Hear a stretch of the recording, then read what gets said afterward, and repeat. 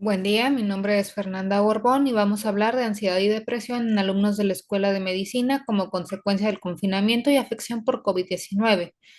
El presente trabajo está realizado por Fernanda Borbón, su servidora, y por Francisco Amado Rivera López.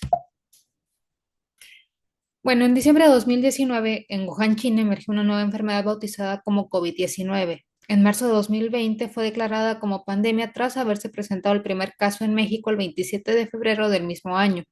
Esto llevó a que se indicara el distanciamiento social y el cierre de muchas actividades, incluyendo el cambio que hubo a nivel escolar y universitario, en donde pues, los alumnos finalmente fueron enviados a casa y las clases se empezaron a llevar a distancia. El distanciamiento social se define como alejarse de lugares concurridos y restringir la interacción entre individuos, esto con la finalidad de limitar, de restringir y de evitar el contagio de una enfermedad. Por lo tanto, se reportó un impacto psicológico en la población. A nivel universitario se detectó una presencia de depresión entre el 43 y 52% de la población, ansiedad entre el 45 y el 80%, mezcla de ambos entre 31 y 52%, y después de sufrir una infección por el COVID-19, esto subió hasta el 90%. El objetivo general de este trabajo fue determinar la prevalencia de depresión y ansiedad en los estudiantes de medicina en la Universidad de Durango. Como objetivo específico, tuvimos establecer los grados de ansiedad y depresión presentes entre los alumnos de medicina de la Universidad de Durango, Campus Torreón. Para esto se hizo uso de dos escalas. La primera fue la escala de ansiedad de Hamilton, también conocida como HAM-A. Esta consta de diferentes puntos en los cuales la misma persona o el mismo individuo contesta y también está impactado por quien lo evalúa, quien con base en ver el comportamiento que tiene el paciente durante la entrevista le va dando un puntaje. Mientras tanto, para la depresión se utilizó el inventario de depresión estado rasgo, también conocido como IDER. La diferencia entre la depresión estado y la depresión rasgo es que una de ellas va a responder ante los cambios del medio ambiente. Mientras tanto, la depresión rasgo va a estar indicada o va a estar caracterizada como aquella depresión que se conoce como cuadro mayor y la cual no responde más que bajo tratamiento farmacológico. Fue un estudio transversal observacional. Se tomó como base poblacional a los alumnos registrados en el periodo enero-agosto 2021 en la Universidad de Durango, Campus Torreón, consiguiendo un total de 320 participantes de 17 a 40 años. De los encuestados, el 69% fueron mujeres, el 31% fueron hombres, de los cuales el 66% no había presentado una infección por COVID-19, mientras que el 34% sí había tenido una infección por COVID-19. De todos los encuestados, el 28% había mantenido un confinamiento estricto, siendo este definido como aquel confinamiento en donde solamente salían a realizar actividades indispensables. Mientras tanto, el 72% negó haberlo mantenido. Antes de la pandemia, con base en un estudio previo, se encontró que el 24% de los alumnos tenían ansiedad o depresión, además de que dentro de los que se encuestaron se determinaron cuáles habían tenido tratamiento farmacológico previo. Mientras tanto, post-COVID, después de una infección, es decir, después de una infección por COVID-19, el 20% de los encuestados tenían ansiedad o depresión y después de la pandemia el 56%. ¿Sí? Entonces fue un aumento importante del 24 al 56% de prevalencia de ansiedad y depresión en alumnos de medicina. En el test de ansiedad del Hamilton se encontró que el 30% tenía una ansiedad moderada, siendo consideradas conductas como preocupaciones, anticipación de lo peor, anticipación temerosa e irritabilidad. El 13% lo encontró como muy incapacitante, el 23% como grave. Detención, siendo esta sensación de tensión, fatiga, respuesta de alarma, llanto fácil, temblor, sentimiento de inquietud, incapacidad para relajarse.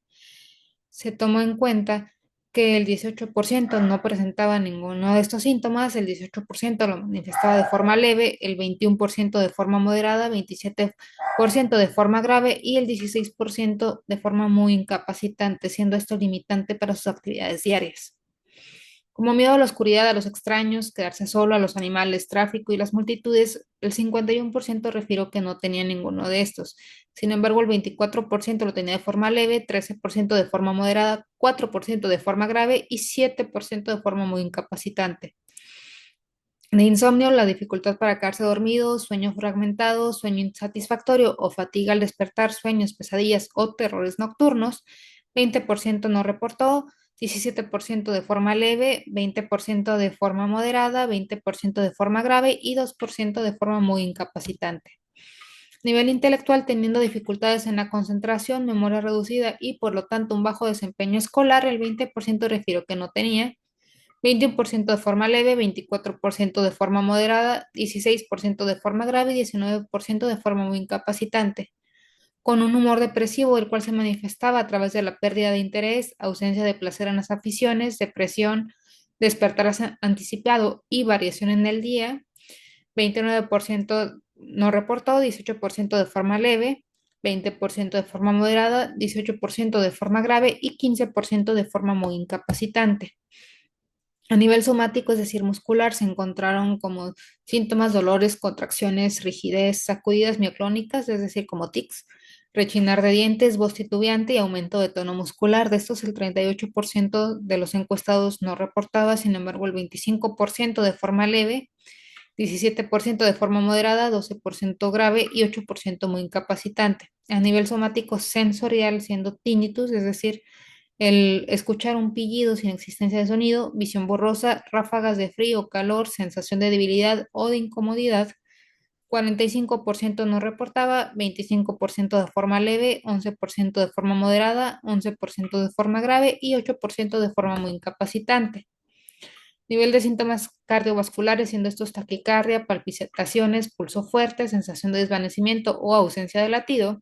58% no reportaba alteraciones cardiovasculares. Sin embargo, el 17% se lo reportaba de forma leve, 10% moderada, 7% grave y 8% muy incapacitante.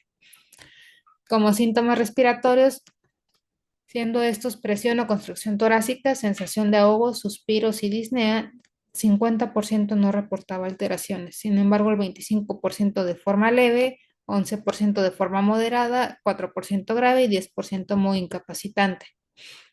De alteraciones gastrointestinales, siendo esta disfagia, gases, dolor abdominal, ardor, plenitud abdominal, náusea, vómito, borborismo, atonía intestinal, pérdida de peso y estreñimiento.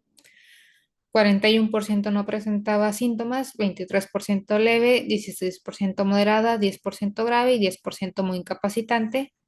Como síntomas genitourinarios teníamos una mayor frecuencia en la micción, urgencia miccional, amenorrea, menorragia, desarrollo de frigidez, eyaculación precoz y pérdida de la libido como impotencia. 61% no tenía síntomas, 22% leve, 7% moderada, 6% grave y 4% muy incapacitante.